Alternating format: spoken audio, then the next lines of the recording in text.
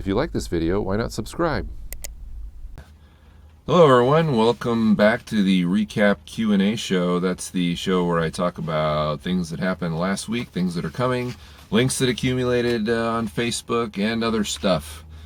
I'm sitting here in my car because the acoustics are good and because this is kind of a quick and dirty show. I don't have a lot of time to do it, so in order to get it done, I have to do it in my car, where it does still has an advantage because it does sound good with these on-camera microphones. So yeah, that's it. Kind of bringing you up to date since I haven't done this show in a couple weeks. A couple things have happened that are kind of cool and significant. The first one I want to share with you is that Chris Gatcum published this book, Creative Photography. You can find it through the link below in the description from Amazon. And it actually has some frugal filmmaker stuff. Chris contacted me and asked me if he could use some of my projects in his book. Here is the DIY shock mount, and there is the painter's pole microphone adapter, and also the table dolly junior is in here. So it was kind of cool. I'm actually really impressed by the quality of this book. I wasn't really sure what to expect because I've never seen any of Chris's work before, but there's a lot of great DIY projects in here, a lot of great technique stuff for photographers as well as videographers. Filmmaking stuff, a lot of DIY and expensive, neat things. Cool thing about this, Chris contacted me and I gave him a lot of stills from my videos that he wanted. He paid me, and it was a non-exclusive deal, so I still have all the rights to my stuff, and I can do other things with it. So it was kind of cool. I was kind of flattered that Chris asked me to be in his book, and now that I see it, I'm really flattered because it's a really nice piece of work, very professional. I think it runs about $18. Again, through Amazon. I'll give you the link below if you're interested. So very, very cool. That's the first time I've ever been published that way, since most of my stuff is electronic. I think all of it is, actually. Anyway, thanks, Chris, and very impressive book. So if you guys are interested in stuff like this, you can check it out through the link below. Now, the next thing I want to mention is on the Facebook group, which a lot of you know about. It's pretty popular, whether you watch this show or not. It's become quite busy, and a lot of people were talking about that we needed some other administrators because I'm not always available to take care of sort of the nitty-gritty of the group, such as spammers or file organization or any of this stuff.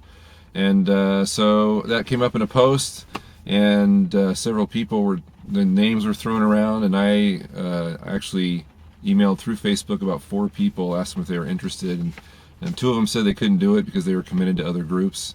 2 people said they would, and they were Sean Scarfo and Lucas Pfaff.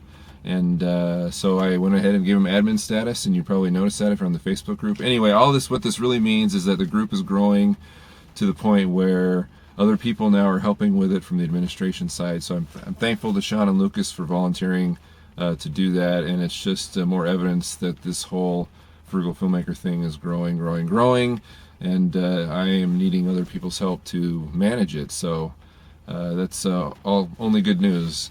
Also, the YouTube channel is approaching its 3-year anniversary, and the numbers are pretty encouraging. Not that the numbers necessarily mean that much, but it is exciting to see that channel grow because we started off.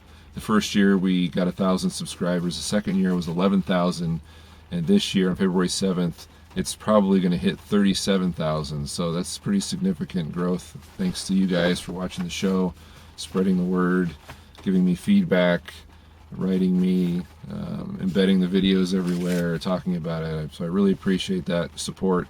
And it appears that you guys are also getting a lot out of it, so that's good, since that was one of my goals, was to give back to the internet filmmaking community, which has given me so much.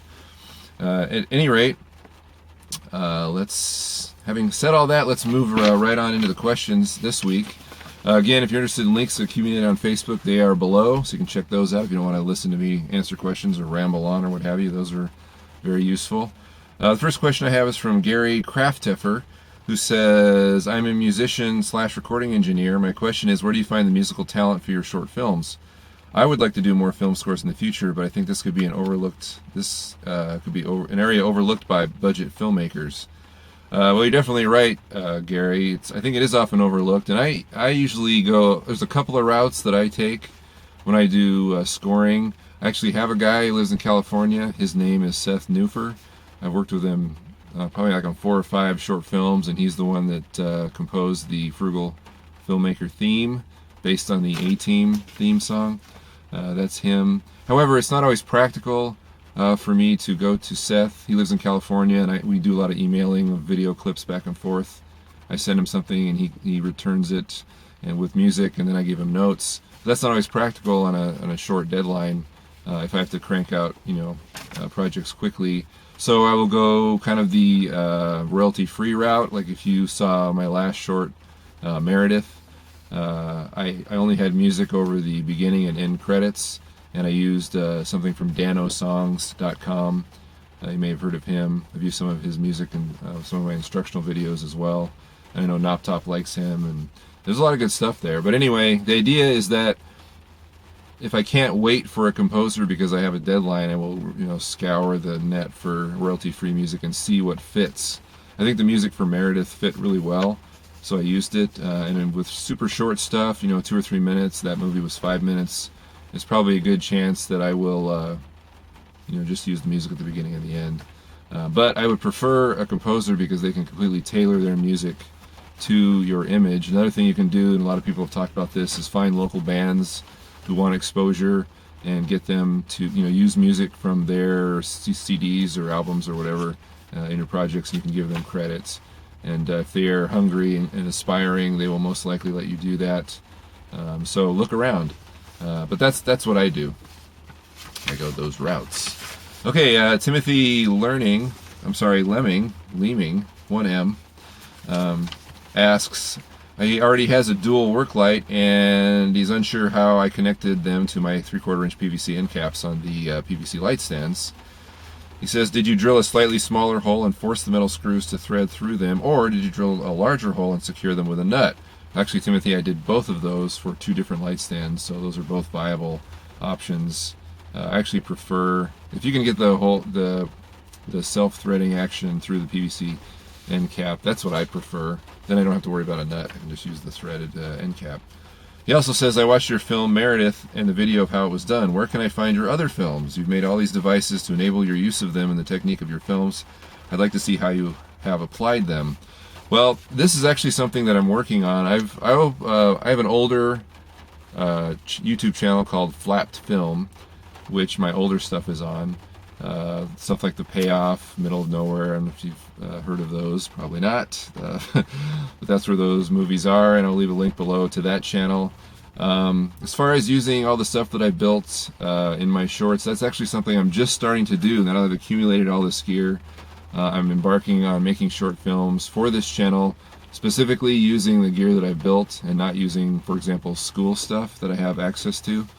So, for example, I won't be using C-stands or airy lighting kits or things like that I've had access to in the past to do my other short films that I've put here. So it'll be strictly, so whenever you see like a Frugal Filmmaker film, like you saw with Meredith, well, that film I did, that was for a school project, but in the future, starting with this weekend, actually, I'm shooting a short film with a Valentine's Day theme that I hope to launch on Valentine's Day, which doesn't give me a lot of time, but it's really short. It's only going to be like a little over 2 minutes.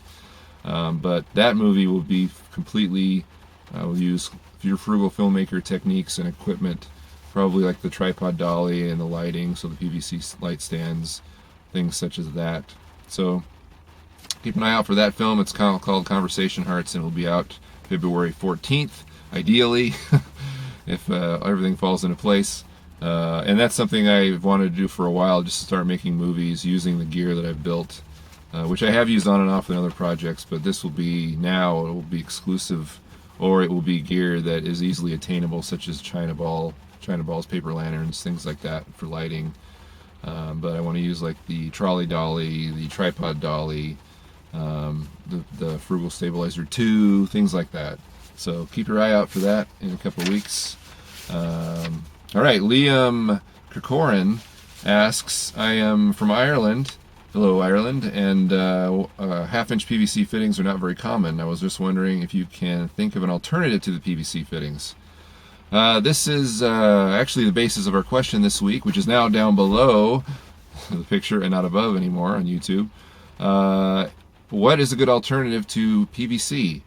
And actually, I've started to move away from using exclusively using PVC. For example, the Frugal Stabilizer 2 was the PVC stabilizer rig reworked to use flash brackets instead of PVC. One, because I wanted to move away from doing the exact same thing, only different, and two, because the flash brackets can be had by anyone that eBay ships to, or that China, since all that stuff's based in China, it'll go anywhere in the world, versus PVC, which is apparently really cheap here in the United States and can be prohibitively expensive or not available in other countries. So I'm definitely interested in looking at alternative material, and I think that as I build other things, that I won't exclusively look at, I'm just going to make this out of PVC. I'm going to look at other ways to do it. So considering that this show and this channel, the whole Frugal Filmmaker thing is becoming more of an international audience, which is awesome. But I need to consider the international audience when I'm building and making things. So I will definitely look at, and I'm interested in other materials other than PVC that will be available in other countries to make this stuff out of. And I'm not sure what that is, so maybe if you guys can let me know, comment below, tell me what materials maybe you have access to, or if anybody has any suggestions for alternative materials other than PVC to make camera rigs out of. I'm all ears, so let me know. All right, that's it. Those are the questions for this week. And again, coming up this week, we have the $1 budget.